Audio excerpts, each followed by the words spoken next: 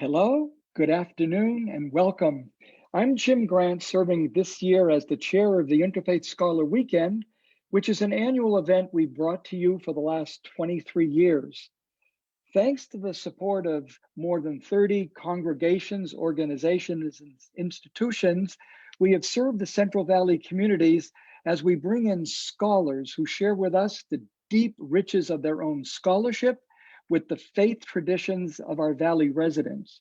It's been a pleasure doing this for a long time, and this year we did not want to lose this opportunity because of the pandemic.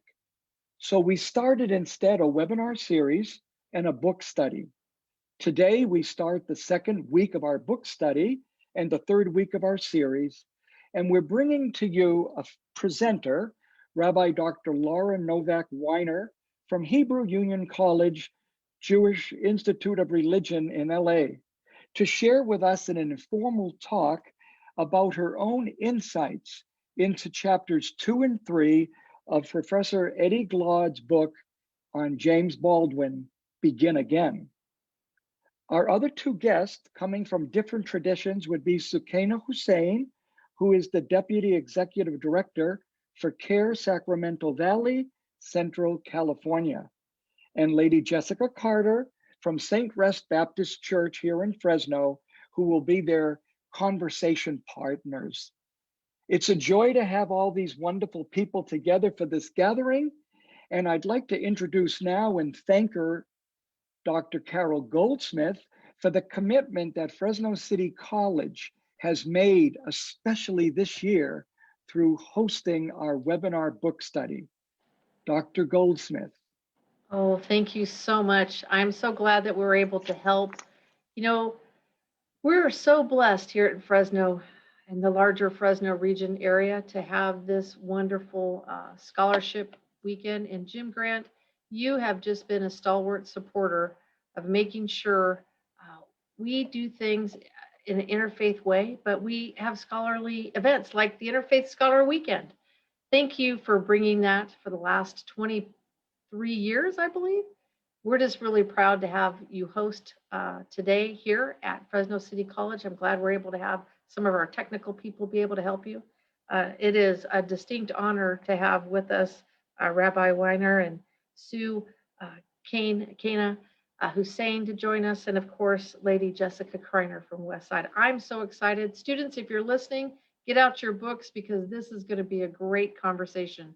I'm excited to be here. Thank you so much, Jim, for having me.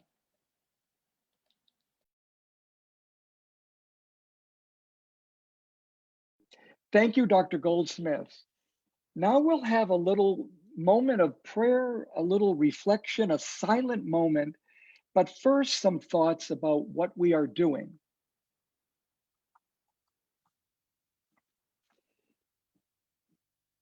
Thank you, Dr. Goldsmith. We are here today on a very special occasion. It's March 1st, which is the beginning of Women's History Month.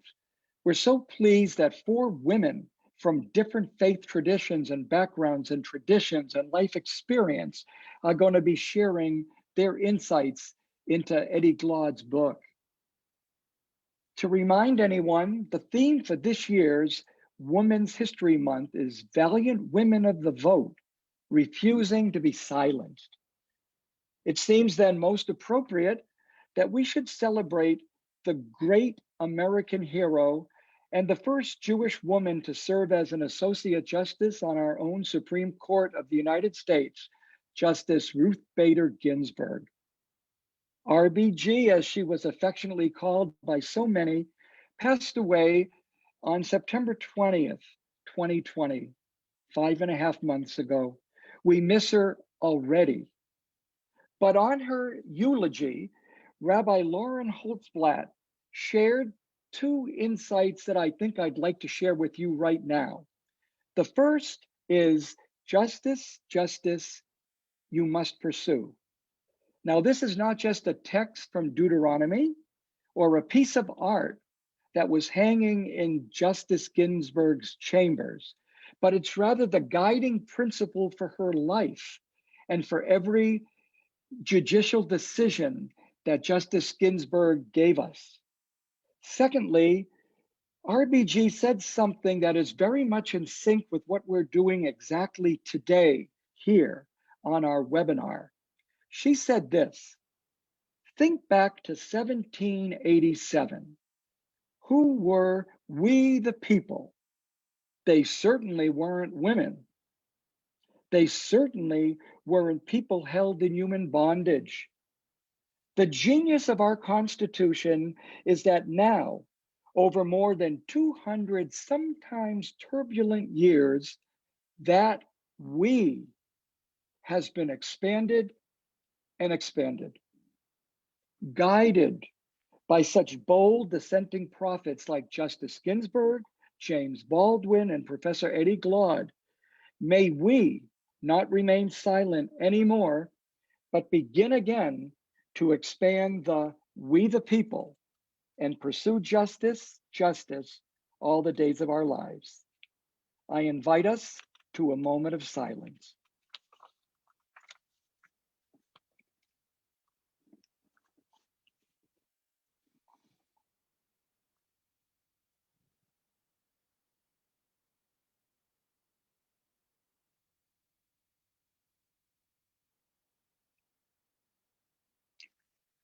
Thank you. Now I'd like to introduce our moderator for today's discussion, for our panel, for our book study. Ganuki Belle Vang is the social media coordinator for the Fresno State's Ethics Center. Belle is a recent alumna of Fresno State and is currently working with Fresno Interdenominational Refugee Ministries, better known as FIRM, as the youth advocate for parks and green space and housing and urban development. As a child of refugees in Fresno's Hmong community, Belle's research interests and her personal community activism focuses on the Southeast Asian Americans community's continued development here in Fresno. This year, Belle has been a member of our Interfaith Scholar Weekend Working Committee. We learned what a singularly gifted graphic artist and computer technologist Belle is. She created many things for us this year, especially this year's flyer and the image for our Eventbrite landing page. We can't thank her enough for all she's given us. Awaiting responses from PhD programs that she's applied to, Belle intends to narrow the statistical diaspora of the underrepresented Southeast Asian American community through her own ethnographic research. Thank you, Belle, and welcome. Thank you so much for having me today, y'all. I'm excited to be here. So for a quick introduction, Rabbi Dr. Laura Novak Weiner is the Director of Clinical Education for the Rhea Hirsch School of Education at Hebrew Union College, Jewish Institute of Religion in LA, California, where she mentors students, coordinates fieldwork internships, and teaches graduate level courses in pedagogy and organizational change to students studying to become Jewish educational leaders and rabbis. Rabbi Laura has published in a variety of academic and online journals and was the editor of several curricula. She is a regular contributor to Moment Magazine's Ask the Rabbis column. Of particular note are her columns on reparations and racism. As a Reformed Jew, she lives according to the beliefs that she holds responsibility for fixing injustices in the world. This work must take place in all circles of her life, including in her local community. She affirms that in order for us to truly find and create justice, we must seek to understand the lived experiences of our neighbors, build sincere relationships, and find ways to journey forth together in creating change. She notes that our Fresno community holds each other up in times of pain, celebrates together in times of joy, and strives for understanding, justice, and wholeness in Fresno and beyond. Thank you, Rabbi Laura, for joining us for week 3 in our 6-week Interfaith Scholar webinar series. With these two cultural icons in view, James Baldwin and RBG, I'm looking forward to our conversation today regarding chapters 2 and 3 of Professor Glaude's book. How would you like to begin? Thank you, Belle, for that really beautiful introduction. And I'm really honored to be here. And I want to lift up the words and repeat the words that Jim said about from Deuteronomy of justice, justice shall you pursue. In Hebrew, we say tzedek, tzedek tirdof. And just as Justice Ginsburg was guided by those words, so am I. I'm looking forward together today to engaging in dialogue and conversation and heartfelt listening with my sisters, who you're going to introduce in a moment. Let me say that we're going to explore some questions together. So we've been asked to address chapters 2 and 3 in Eddie Glaude's book. Chapter 2 is entitled Witness, and chapter 3 is entitled The Dangerous Road. And we're going to discuss them one at a time, exploring themes of witnessing, of memory, of acting as prophetic voices and moral agents in our communities. So unlike a little bit different than last week, I'd really like this to be a conversation with my sisters. So Belle, why don't you complete their introductions, and then we're all going to come onto the screen together, and our audience will hopefully appreciate these two amazing women that we have joining us in conversation. So after you introduce them, we can dig in. Thank you. I look forward to the conversations that y'all will have today. One person I'm excited to introduce is Sukaina Hussain, will speak from an Islamic perspective.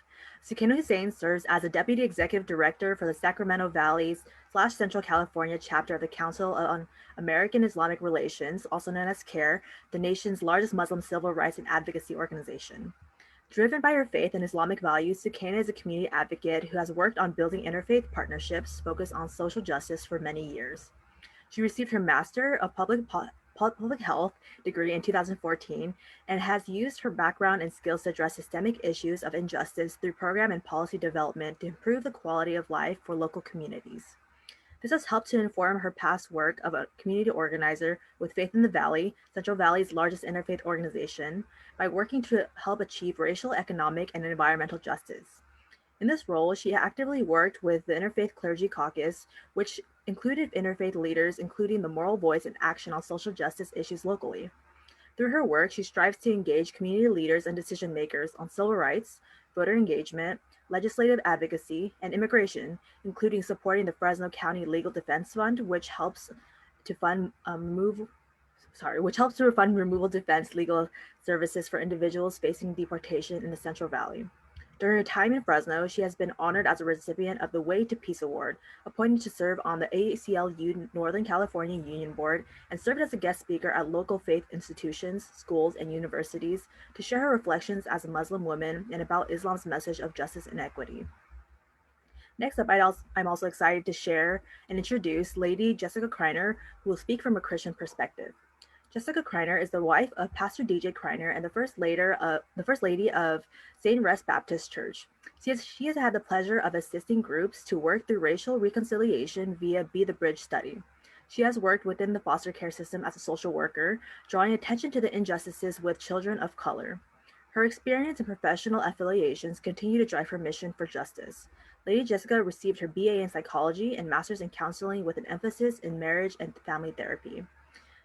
Again, thank you again to our speakers, Jim, and all of you for joining our conversation today. Please feel free to use the chat function or comment to share your comments, thoughts, and questions. With that being said, I'd like to hand over the conversation to Rabbi Laura to open up the discussion and share her thoughts on chapters 2 and 3. Great. Thank you, Belle. Thank you very much. And hello, my sisters. So nice to see you and be with you. And I only wish that we were really sitting around a table together and enjoying some breaking bread together and fellowship. So it's lovely to be with you in this way. So our first chapter is about witnessing. And so my first question that I thought of as I read this chapter is, what does this actually mean to give witness? And God tells us that James Baldwin was inspired by Socrates. And Socrates said that we have to live the examined life. And Baldwin took that to heart, and his examinations of his life became his poetry. And God tells us that Baldwin would transform the daily experiences of being Black in the world into the stuff of art. And his act this was his act of bearing witness to what he sees and to what we may have forgotten. So I was thinking about this in the context of last week's conversation and about lies and the lie that we live in our nation.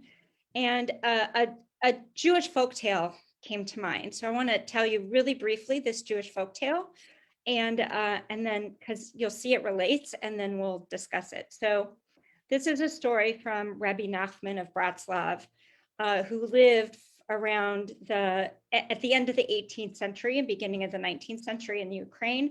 And it's a story called The Tainted Grain. So the story goes like this.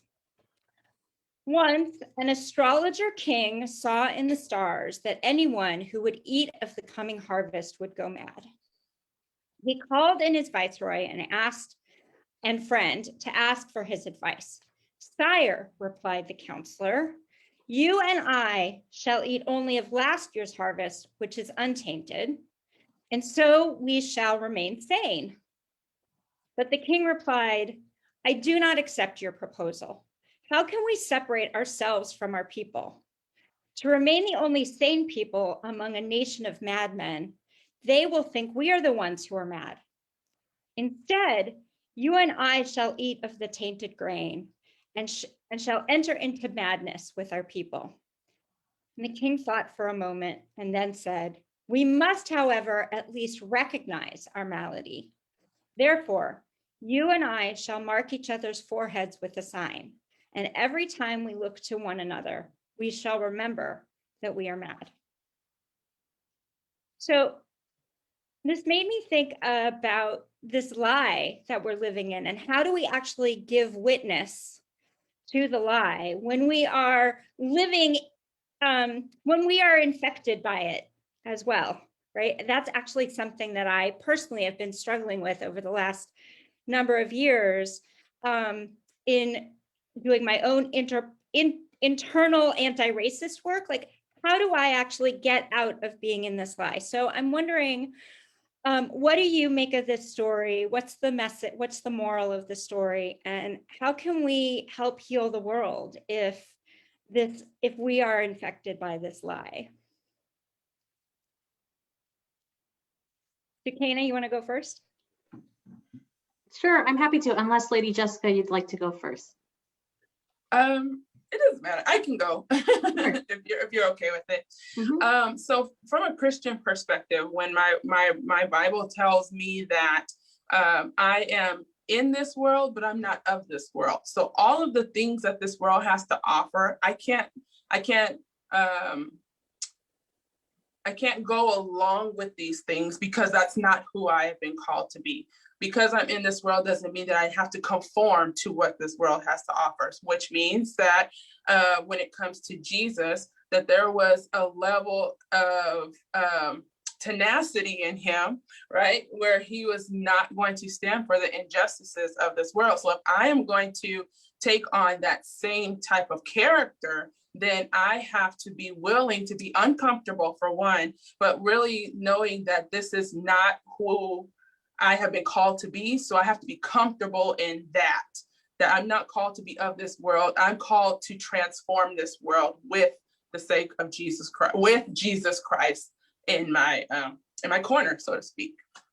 So would Jesus be like the king and say we have to eat the grain and be mad along with our fellow human beings? Or would Jesus say we don't eat the grain and we sort of stand apart, even though we might be told that we're the mad ones when we know that the other people are the mad ones? Yeah, it's a good question. I think that Jesus would, just from my perspective, that he would not leave the people in it, right? He would stay there with them and letting them know that I am in this with you, but we are not going to conform to this, if that makes sense. Yeah. Thank you. Appreciate that reflection, Lady Jessica. So for me, I think that story of that lie that's so pervasive is so powerful, because a lot of times we like to use buzzwords to kind of wash over that lie for the sake of like love or the sake of unity. And even now, you know, after the Capitol insurrection, there was a lot of language of, well, let's just be unified and let's just move on. But what God is telling us is, until we get to the root of that lie, until we reckon with it and resolve it, even that love is fake, and that love is a lie, and that unity for me is going to be a lie, because you're not really addressing the core of it. So for me, as a person who's Muslim, as a person who's South Asian, I need to recognize how I'm complicit in the lies that are pervasive and the lies of white supremacy. So for me, there's often this model minority myth that's used for Asian communities, or East Asian and Southeast Asian, South Asian communities that are trying to really, I think, divide Black and Brown communities even further, pit them against each other, and give this really false notion that, you know, if Brown communities behave in a certain way and can be complacent to white supremacy, they can attain this nearness to whiteness, which is a lie, right? And so I need to reconcile myself of, how have I been complacent? How have I benefited in the system as a brown person, and not realize that I need to be anti-racist in the way that Rabbi Laura brought up, and not just go along with the lie, right, in the ways that it benefits me. And I think that word of being anti-racist is so critical, because it requires self-reflection. And it requires you to be really honest with yourself and think critically. It's kind of like, I think of this statement as a lie when someone says like, oh, I don't see color. Well, that's a lie, right? Because you're denying the experiences of the person of color for what they've lived through, what they've experienced, what their world, what their reality is like. And you're denying your ability to actually be introspective, to find out, how have I been complacent, and how am I perpetuating racism by not seeing color? And so you really have to be anti-racist. And I know we'll get to action and things like that. We can talk about what that looks like later on. But that's what's necessary to break apart that lie. It just seems so hard to, in some of the work that I do, and the change work I do, is say we're trying to both drive the car and change the tires at the same time. And here in our country and here in our community, here in Fresno, we're trying to do that with this racism, with the anti-racism work that we're doing, and working towards justice for and equity for all the members of the Fresno community, right? We're trying to both change what's going on in our country, in our community, and we're trying to live in the community at the same time. And it's really, really, really hard to do that work, right? Because if we don't, to the point that you made, Sukaina, if we don't actually do that internal work and sort of recognize our privilege, or recognize our condition, sometimes that privilege is conditional, right? Absolutely. Then that's really hard. I know that I have conditional whiteness too, that there are times where I'm recognized, I'm perceived as white and seen as white, and having all the privileges of being white. But then when I put on my, my kippah and my Jewishness comes out, then sometimes that whiteness disappears, and I have, I become a Jew for them, which is very, very different. So, so the experience of the lie for me is actually sort of a little bit faceted, depending on whether I'm looking at it as someone with white privilege, or I'm looking at it as somebody, as a Jew who also has been discriminated against. Absolutely. That was something that was brought up in the first session. Professor Uciel Jimenez said this about privilege being like a coat or a jacket, that sometimes you wear certain forms of privilege in some spaces and sometimes you don't, and it depends on the context you're in. And so obviously I'm visibly Muslim as well, and so there are many spaces where I don't have privilege, but I do have privilege maybe as a brown person more than folks who may be from the Black community. And so I think recognizing that it changes in different spaces is important. Okay, So there's this idea about witnessing, right? And I feel like in my work, from where I stand, I want to give witness to the experience of my Black and Brown sisters and brothers. When I am in that place of being white, I want to give witness to them. And witnessing, according to Claude and others, is linked to memory, and that that notion, those two sides of the same coin of witnessing and memory, are not unfamiliar to me as a Jew. So upon reading these chapters in the book, I was immediately reminded of another book that I'm going to recommend everybody read, which tells a very complementary story to the story of James Baldwin. And then this book is called Witness: Lessons from Elie Wiesel's Classroom by Rabbi Dr. Ariel Berger. And it is, so Dr. Berger, Rabbi Dr. Berger, is spent many years as Elie Wiesel's teaching assistant at Boston University. Elie Wiesel is known for his, most notably for his book Night, but he's written many, many other books. And Night begins to tell the story of Wiesel's surviving Auschwitz. And Wiesel, when he was liberated after World War II and grew up, he was a child at the time, and grew up, his life mission was to bear witness to the suffering of others and to tell that story, and in doing so, create change. So there's this connection between memory and storytelling as an act of witnessing. And Elie Wiesel was awarded a Nobel Peace Prize for his work in doing this. So we learn in the book from Dr. Berger that at the heart of Elie Wiesel's mission as a teacher was a phrase that he would repeat often and often again to his students, which is, listening to a witness makes you a witness. And he tells the story of Wiesel talking to a student who had witnessed and experienced atrocities in Zimbabwe. And Wiesel said to this young student, you must tell your story. This is because if even one person learns from it how to be more human, you will have made your memories into a blessing. And we must turn our suffering into a bridge so that others might suffer less. And I was struck by that when I read it in Berger's book about Wiesel, and I was struck to find a similar notion in Claude's book when he writes that Baldwin basically says the same thing, that Baldwin says, tell the story, make it real for those who refuse to believe that such a thing can happen, has happened, or is happening here.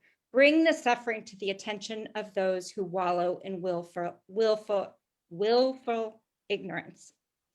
So I want to take a moment of witnessing here and storytelling, and I would appreciate an opportunity to become a witness for your stories. And so I'm wondering, can you share with me a story that we all together need to hear, to learn, and to be witness to? A story of your personal experience here in Fresno of being a woman of color. Should I go first? Sure. Lady Jessica? Okay, sure. So I really appreciate your connection, Rabbi Laura, in bringing in that reference to the book Witness. I agree with you. You know, God tells us that in order to be witness and tell our story, you have to be very vulnerable. And we were just talking about being anti-racist, and the author Ibram X. Kendi also tells us, like, in order to be anti-racist, you have to be very vulnerable. So I've learned through organizing in my work in different spaces that telling stories is really hard. It's very painful. It's a traumatic process. And as a woman of color, as someone who is, you know, kind of petite, someone who wears a hijab, which is my headscarf, I have really grown up in this world trying to be very tough and very, you know, put up a wall and put up a barrier and always be really strong and not show those vulnerabilities and not show, you know, how things have hurt me. And my journey through organizing and doing this work has really helped me kind of break down my wall and share more of those stories and be more openly vulnerable. So I wanted to share that personal experience even before I tell my story. And I'll be quick. This is an incident that happened to me recently. It was over the past couple of years during the past administration. I think it was 2019, because it wasn't 2020. It was before we went into pandemic. I was at a rally here in Fresno. We were on Blackstone and Nice, as there are many, many protests and rallies often held. And this was around the children who have been have been and are still being separated from their families and put into cages and just suffering the worst conditions imaginable that humans have faced in recent memory too. And Glaude mentions these stories a lot when he talks about the lives of this country, of these children who are suffering. So I was there with, of course, a group of people, and, you know, there were speeches being told. It was later in the evening, and I remember kind of standing a little bit off into the back, away from others. And all of a sudden I just felt hit from behind and splashed with something. And from, you know, other folks I've spoken to who have experienced Islamophobic incidents or experienced, you know, public kind of assault, your first reaction is just shock, like what happened? And you take a moment to process. And so I feel like, as much as I personally try to ready myself of, like, if something happens, I'm going to say this and this is how I'm going to respond and teach them, you know, how to better their ways. You really, when you feel something physical against you and even verbal torment or verbal hatred and harassment, there's a moment of just shock and disbelief where you have to kind of center and find yourself. And when I kind of came to and realized, what happened was someone had thrown a soda, like one of those cups with a cap and a straw, at my back and kind of splashed me and others around me and screamed something and ran away with a group of kids. And my immediate reaction is just like furious. Like, I was like, what? How dare someone do this? What happened? I wanted answers. Like, I want to get to the bottom of this. I could see the group run off into the distance. And it's tough because you feel like your reasonable response that you prepared with kind of falls away, and you're just ready to fight and ready to jump back and say, how do I hold someone accountable for violating myself, my space, my integrity in that way? So, you know, after that, like, anger, you get to that disbelief, that pain of feeling like you were in a safe space with loved ones, with people who are like-minded around me. You know, I wasn't in an area where I necessarily would have felt very uncomfortable. I felt like I had allies with me. And then just that, like, pain and hurt. And so I won't run on with kind of what happened afterwards, but actually one of the young kids, maybe teenagers that were part of this group, came back and apologized for what happened. And I know that another person of our group went off and ran after them and tried to see what happened. But I'm still, you know, it's hard to let go of that personal pain. Like, I know they didn't know me, and maybe, you know, it might not have been because of my hijab. It could have been, I don't know. There were a lot of people there. It could have been generally for the sentiment we were standing for immigrants at that, you know, for that event. But it's painful either way, and it's painful that it still kind of gets at you after it's been a long time too. So I'll stop there. Thank you for sharing that story, Sukaina. That is, I feel pain that goes on in our community, and that's exactly why we're here together and we want to make change, because that we don't know what prompted it, but we don't know what form of hate or anger prompted it, but it was some form of hate or anger. And none of those forms are good. Yeah. For our community, for you. Well, Sukaina, I want to thank you for sharing that too, because it is really hard to be vulnerable. And then too, sometimes for me, when I share stories, it's like, is it going to be believable? You know, or is this just something that is imagined? And that's typically what trauma does to people, right? So this is kind of some, if I can, Laura, I want to read a passage from the book. He says, the mind is a strange and terrible vehicle. And my own mind, after I left Atlanta, began to move backwards in time to places, people, and events I thought I had forgotten. Sorrow drove it there, and a certain kind of bewilderment. Here in the after times, witness and trauma are inevitably linked.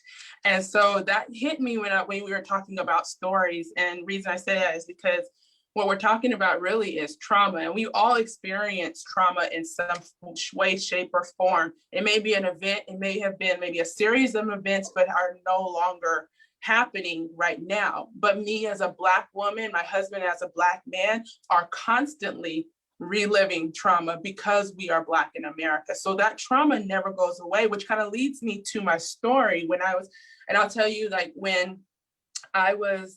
this is when I first knew that I was Black and that I was different.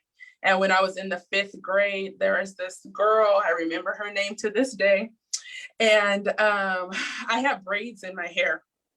And so one of my braids happened to fall out in the class. I didn't know about it. And so what she did was she picked it up and she started swinging it around in the classroom. And as she was saying, nigger, nigger, nigger, nigger, nigger in the classroom. And the teacher said nothing. Then she did it on the playground while we were playing in lining up in the line after the bell rang, right? So all this time that it was trauma from the time we got out of class. Then we line up in the bell and it's still happening, right? And so this is how I found out. And to be honest, I knew it was something about my color. I just didn't know what exactly it was. I've heard the word, but I've never heard it towards myself. And so that's when I really, really knew that I was different and that my skin was making people uncomfortable. And so, and then it also brings up the point of trauma with the trust in people who are in leadership, because the teacher sat there and didn't say anything at all and allowed it to happen. So where does my trust lie then as a 5th grader, right? So like I said, the Black experience is an ongoing trauma that we continuously have to live through. And not to discount anybody else's trauma, but this is something that continuously happens day after day after day, clearly. And we're seeing it in the news constantly. So the Black experience is very unique. And I'm sure there are several people who have had similar experiences where they felt the same. Thank you. Thank you for sharing that. I've been living in this mantra this year of there's no hierarchy in grief and there's no hierarchy in trauma, right? That your trauma is very real for you. And our job is to give witness to that as your sisters and to be present in that space with you and hopefully help you get to a place of healing or finding trust in other spaces. And I'm torn when people say, well, that's not that bad, right? Like your trauma, like diminishing your trauma. And since we're women here, that is often what happens to us as women too, right? That our voices as women are diminished or not not heeded, when we are in pain or we're hurt, that our experience is minimized also because we're women. So all the more so being a woman of color, right? It's that intersectional moment of not being heard and not being seen. I want to say, may I share a story too? Absolutely. And this was actually very recent. This was right in the past year during the pandemic. And I was at the corner of Blackstone and Nees in my car. So the same corner, Sukaina, that you were at, for your story, you were on the sidewalk. I was in my car and I looked over on the side of the street, and there was a rally going on for supporting the candidacy of Donald Trump. This was before the election. And there was a group of Proud Boys standing on the corner, and they had a big banner and wearing their t-shirts. And I had this almost, there's this term epigenetics, right? That the trauma of our ancestors is like embedded in our own genetics, and we feel it, right? So I had this like epigenetic moment where I saw these Proud Boys, knowing that they are racists and they're anti-Semites and they're probably Islamophobes too, right? All of that. And they are Islamophobes. And I had this moment of like visceral fear, even though I was in my car in the safety of my car and they didn't know who I was. I had this moment of like, there are anti-Semites standing on the street corner and racists standing on the street corner. And I don't know what they have in their pockets, if they had weapons in their pockets. I'm sure they did. And I had a physical, fearful reaction, even though I knew I was completely physically safe.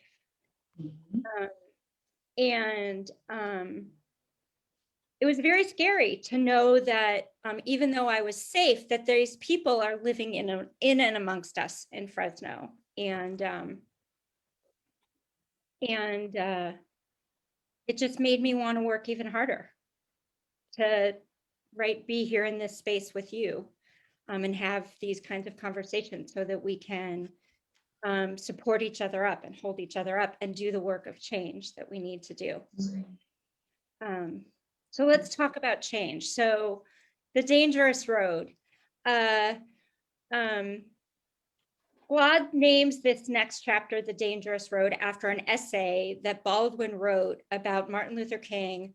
After Baldwin got to shadow Dr. King for a couple days to gain King's perspective on how it felt to be standing where he stood and how he bore that weight, and how he led and how he brought people onto a journey with him. And so Baldwin wrote of King, the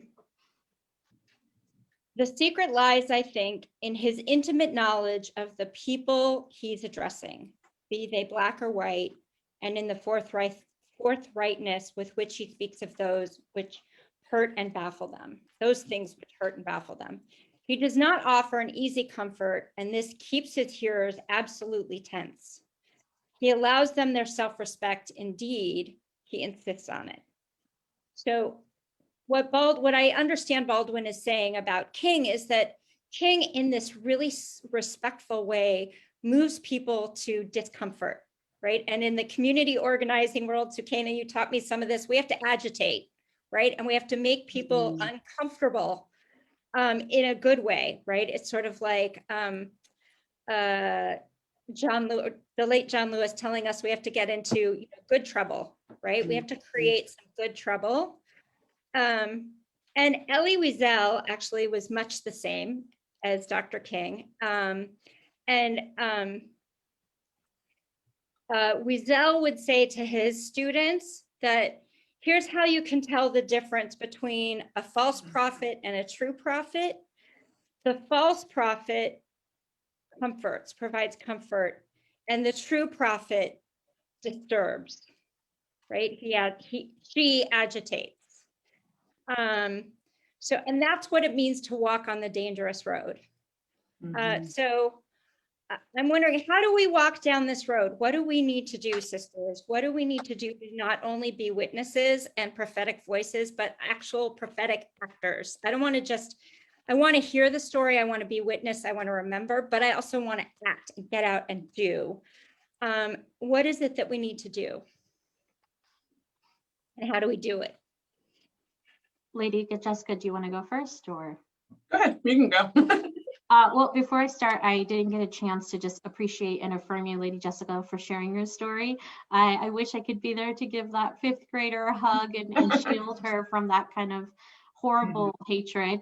And thank you, Rabbi Laura, for sharing that kind of importance on that feeling of safety and that safe space. So I really like this point about agitation. And so for me, in faith-based organizing and as a Muslim, the organizing that I partake in, what I really like referencing that I've learned through my work is this model of the theology of resistance.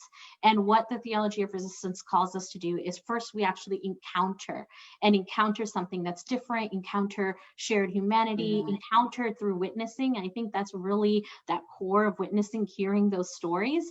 And then from that encounter comes that disruption. And that's where you feel that uncomfortableness, you know, that feeling of restlessness. And Glaude says it's that responsibility that you have to like live into that responsibility.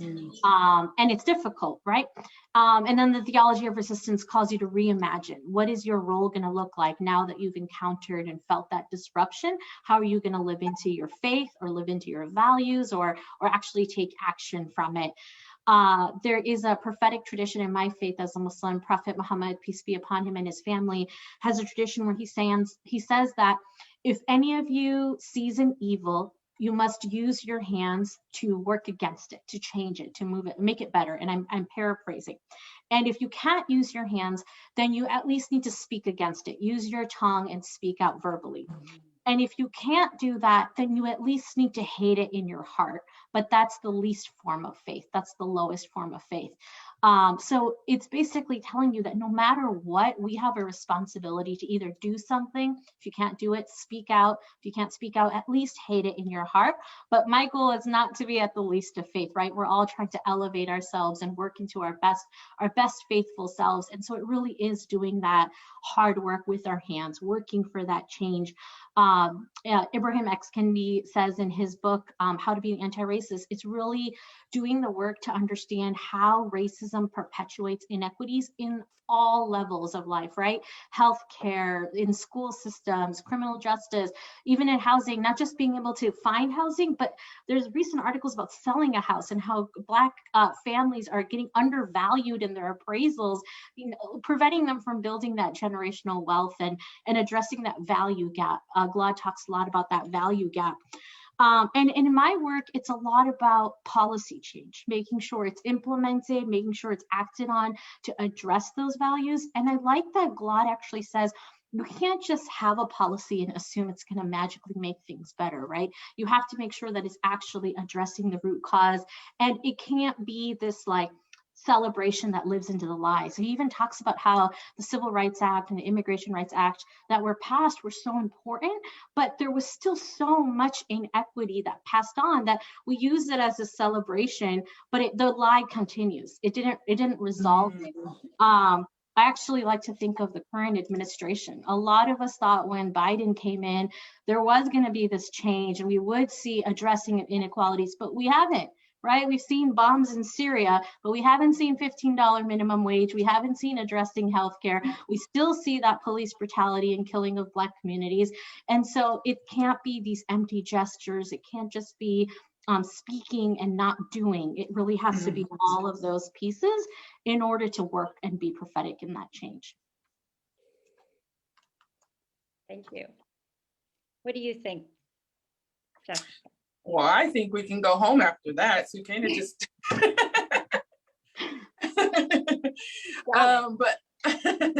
but I just want to kind of echo what she says, but I also want to encourage people to get out of their comfort zone, because that's the only way that you are going to be able to learn and get involved with people who are not like you. Mhm. That's the only way that you're going to learn. That's the only way that you're going to come into and actually see and get into different communities, because that's how you're going to actually see the disparities, see the racial differences. And then the other thing I will also say is that there's going to be fear to when you start confronting your own biases. It automatically comes. There's nothing that you can do to take that away. It's going to come. There's going to be the fear. How you challenge that fear is going to be the pivotal part of this, I guess, conversation, because this is uncomfortable for a lot of people. So that's what's gonna, I think, I piggyback everything that Sukaina says, but also embrace that fear because it's going to be there, but also knowing that if you live in that fear, nothing's gonna change. There's so much I want to talk about more. So one of the things that I hear in this is that we haven't talked about is the value of importance of relationships, right? In order to listening to a witness and becoming a witness to them, is there actually has to be relationship there, right? And even though we hope there are lots and lots of Mm-hmm. people listening to us, right? The three of us have relationships. So even if we're not in this very public venue, we could sit down and actually have that real, honest conversation. Right. So a lot deeper than we're going today. I look forward to a time when we can do that. Can I say, I'm sorry, Lauren. I just wanted to say that a lot of times too, we often think that conflict automatically severs the relationship with someone. And that doesn't necessarily mean that the relationship has to be severed because you disagree with me. And I think with this topic of racism, that we don't necessarily have it. Yes, you may not agree, even though it's true, that it's there, but you may not necessarily agree, but doesn't mean that the relationship, like you're talking about, has to be severed because of the different disagreement or the conflict. And I think that's kind of where people get like, oh my gosh, if I bring this topic up, it's going to sever my relationship with this person. No, it might actually make it deeper and you might actually learn something from that person. So I'm sorry, I didn't mean to cut you off, but. You didn't cut me off at all. And I appreciate that you added that in because I think that is so true. There are definitely things that the three of us will not agree on, right? We know that. Yep. We know each other well, but we still love and care for each other. And we're there for each other in times of joy. And we're there for each other in times of strife. I agree. So, one thing that you said, Sukaina, that I want to touch on, and maybe this will be the last thing because I think I'm looking at the time, is like I'm impatient, right? And I imagine Lady Jessica, you're impatient, and Sukaina, you're impatient. Like we want this to happen yesterday, right?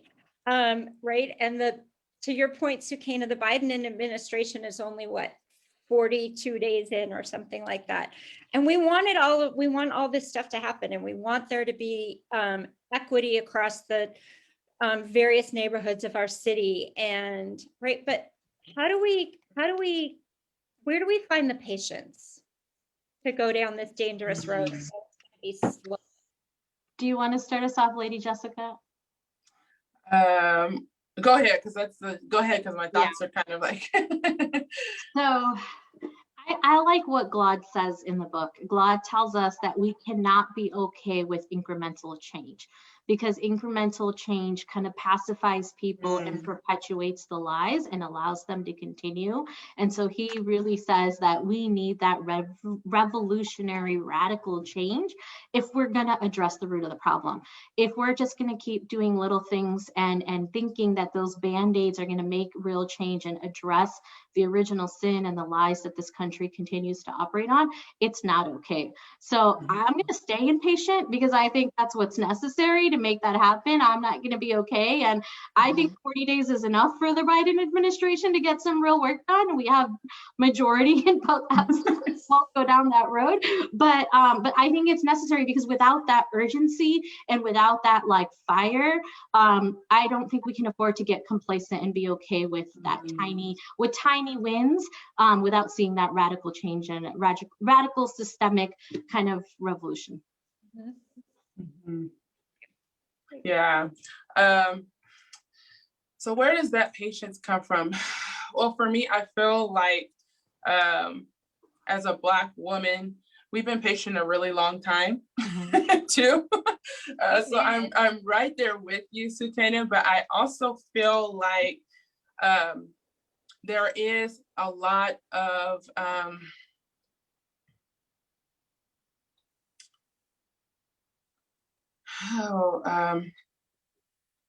I guess in the process, there is a lot of work that needs to happen. And what I mean by that is that if I'm so impatient to get to because I feel like there's this fix it kind of mentality. Like, I don't want to go through the process. I don't want to have to figure out all of the extra stuff. Let's just get to the point of fixing it. Whereas Black people, and I don't want to speak for all of us, but I do know that a lot of times we don't have the opportunity for people to hear our stories, for us to be able to witness to people. So I am impatient, just like Sukaina, but I also think that there's something happening in the process, and happening in that space where we can't just fix this. It's not something that's just fixable. It's so complex. There's so many layers that need to be debunked. So it's something's happening in the process. And I have to be content with that for right now, Sukaina, right now only. I get it. I understand. I honor your opinion too, of course. Right. I am with both of you. I am in the middle there, that I want there to be yesterday. And there's also something important about the process, because first of all, it's so complex. In the process, maybe in the process, we're able to build those relationships. Yeah. Definitely. Right? That has to be part of it. Yep. That has to be part of it. And that takes time. And trust and all that. Well, okay. I realize we're now out of time. I'm gonna thank you and give love and appreciation to both of you. And I pray for the day in which we can be sitting together with our husbands, who actually also happen to all be really BFFs. And I pray for the day in which we have the justice and the equity and the peace in the world that we're all working so hard for. So thank you. Amen. Thank you. Amen. Thank you both. Amen. Thank you so much, Rabbi Laura, Sukaina, and Lady Jessica, for that insightful discussion and for sharing personal experiences and stories that need to be told and heard. Y'all are such a wonderful way to kick off Women's History Month. And as a Hmong daughter myself, who has always been told to be patient on their lives, we even have a phrase which means xiande, especially when it's towards men, right? I love the idea of being impatient. I love the idea of impatience being a motivator to get things done quickly and efficiently, because that's how I felt all my life. So I completely resonate with your messages and appreciate your boldness as women leaders in the community. Lastly, I would like to thank our guests for joining today's live conversation and for sharing your thoughts in the comments. With that being said, we'll have Jim close today's conversation.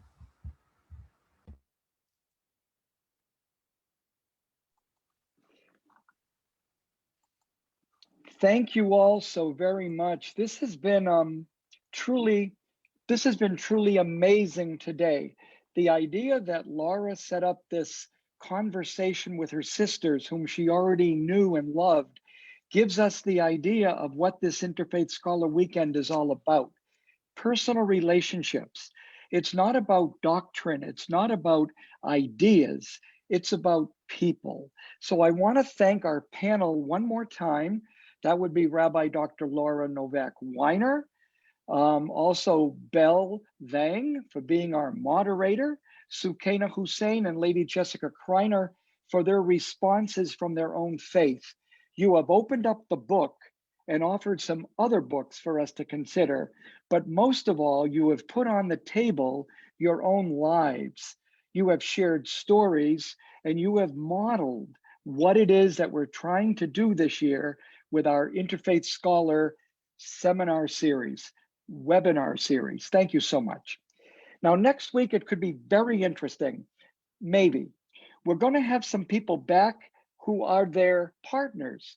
So we're going to have our presenter will be my best friend, Haj Reza Nekumanish, who happens to be the husband of Sukaina Hussain.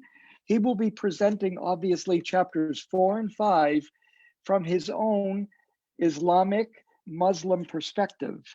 But he'll be responded to by, believe it or not, Rabbi Dr. Laura's husband, Rabbi Rick Weiner, and then the other respondent from the Roman Catholic position, my own, would be Sister Kathleen Drilling, who is a sister of a school sister of Notre Dame, who will be sharing their insights into the book, just as our women did today.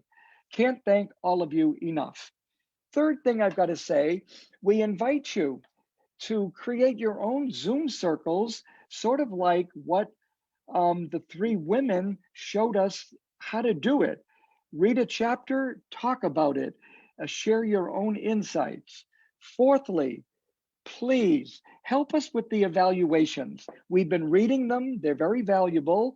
Each of the programs comes complete with the link for the show. You're going to get a notice that'll give you a link to see this program again and an evaluation to please fill out. Fifth, and almost last, we are having all this for you free of charge, and that's generous on our part. On the other hand, while we thank the donors like the Ethics Center at Fresno State and some other congregations, we do need some more money to help finance all that we're trying to do with our Interfaith Scholar Weekend this year. There is a button that you can press at interfaithscholar.org. There's a donate place. Please think of us and donate something. Fill out evaluations and donate something. Lastly, thanks to all of you who are on this program today. We look forward to seeing you next Wednesday, 4 p.m. Till then, take care, be safe, have a good week, be a witness, be patient, but not too patient, be impatient, but a little patient. God bless you all. See you next week.